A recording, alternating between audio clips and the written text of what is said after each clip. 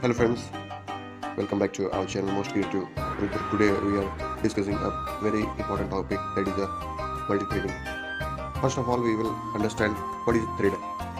In Java, thread is a small part of a program which can run independently with other thread and main methods. And then multi-threading. This is the process of executing multiple threads is in parallel is called as a multi-threading. In the current world of all modern computer application and software, the term multitasking is important. All the programmer want to achieve, and Java has a unique feature called multi-threading. But multi-threading means running two or more parts of the program parallel. In this, each part is called as a thread. Thus, by using thread, we can achieve multitasking in Java.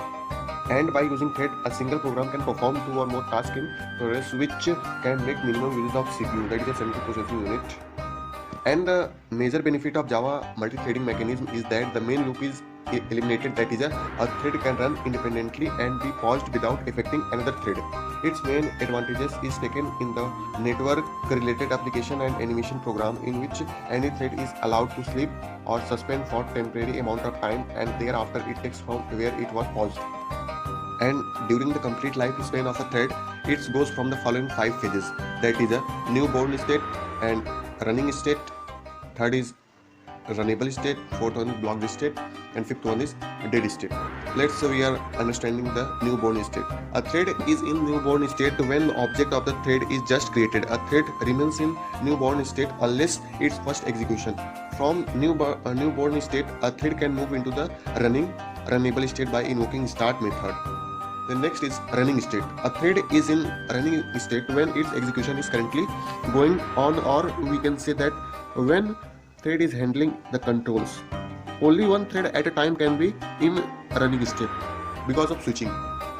From running state, a thread can move into the runnable state by invoking else method, also into the blocked state by invoking sleep and suspend method, and also in a dead state by invoking stop method. And third one is runnable state. A thread is in a runnable state when it is started but waiting for its turn. All the thread that are started but waiting the process queue for their turn are in runnable state. And fourth one is blocked state. In blocked state, a thread is in blocked state when its execution is temporarily suspended or paused. From blocked state, a thread can move into the runnable state by invoking resume method, but also it into the dead state by invoking stop method. And fifth one is dead state. A thread is a thread in dead state when its execution is completed or when manually stopped by using stop method from dead state, and thread can move into the runnable state by invoking start method. Start method is used to transform a thread from newborn state to runnable state. This method also transforms a thread from dead state to runnable state. When this method is invoked, execution of invoking thread starts from its first statement. That is, signature of this method is public void start. And ill method is that this method is similar to the pass that we use while playing with cards. That this method sends a thread from the running state to runnable state and from a runnable state to running state.